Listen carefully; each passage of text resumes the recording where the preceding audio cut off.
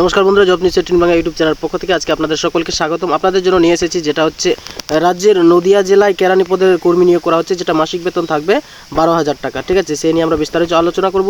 ভিডিওটি প্রথম থেকে শেষ পর্যন্ত আপনারা মনোযোগ সহকারে ওয়াচ করুন। এখানে দেখতে পাচ্ছেন পদের নাম আপার ডিভিশন ক্লার্ক, এই যে এখানে দেখতে পাচ্ছেন, বা ইউডিসি বলে নাম দেওয়া হয়েছে। ঠিক আছে, নিয়োগকারী দপ্তর হচ্ছে কি জেলা তথ্য এবং সাংস্কৃতিক কার্যালয় নদিয়া এবং সাব ডিভিশনাল কার্যালয়। ঠিক আছে, মোট শূন্যপদের দিকে যদি আমরা লক্ষ্য করে দেখি, এখানে দেখতে পাচ্ছেন মোট শূন্যপদ 2টি রয়েছে এবং মাসিক বেতন হচ্ছে 12,000 টাকা পার মান্থ দেওয়া হবে। এবার প্রয়োজনীয় কী কী যোগ্যতা চাওয়া হয়েছে সেই নিয়ে একটু আলোচনা করি। এখানে দেখতে পাচ্ছেন আবেদনকারীকে চাকরি প্রার্থীদের অবশ্যই কম্পিউটার বিষয়ে সাধারণ জ্ঞান বা দক্ষতা থাকতে হবে। এর সঙ্গে এখানে স্বীকৃত প্রতিষ্ঠান বিশ্ববিদ্যালয় থেকে যথাযথ ডিগ্রি প্রাপ্ত চাকরি প্রার্থীরা আবেদন জানাতে পারবেন, এই কথা বলে দেওয়া হয়েছে। তার সঙ্গে কি বলছে, আপার ডিভিশন ক্লার্ক হিসেবে সরকারি বিভিন্ন কাজের বিষয়ে জ্ঞান থাকা আবশ্যক। বিপদে আপদে আবেদন ইচ্ছুক চাকরি প্রার্থীদের যথাযথ অভিজ্ঞতা থাকতে হবে।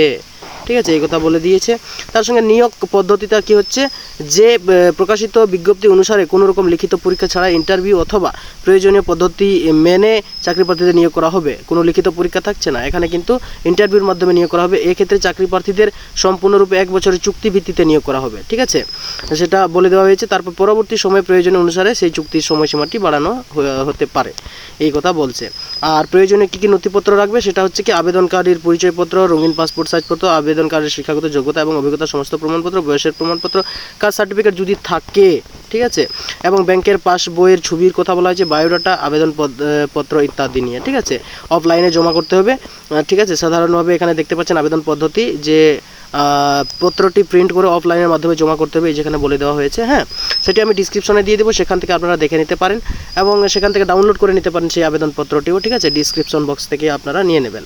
এখানে বলছে যে সেপ্টেম্বর মাসের 1 তারিখের মধ্যে সেটি আপনাদেরকে সাবমিট করতে হবে অফলাইনে, ঠিক কথা বলে দেওয়া হয়েছে। অর্থাৎ আবেদনের শেষ তারিখ হচ্ছে সেপ্টেম্বর মাসের 1 তারিখ। আর অফিসিয়াল নোটিফিকেশনটা আমি ডিসক্রিপশনে দিয়ে দিব, সেখান থেকে আপনারা প্রয়োজন মতো দেখে নিতে পারেন। আজকের ভিডিও এখানেই সমাপ্ত করব। ভালো থাকবেন, সুস্থ থাকবেন, দেখা হবে নেক্সট ভিডিওতে।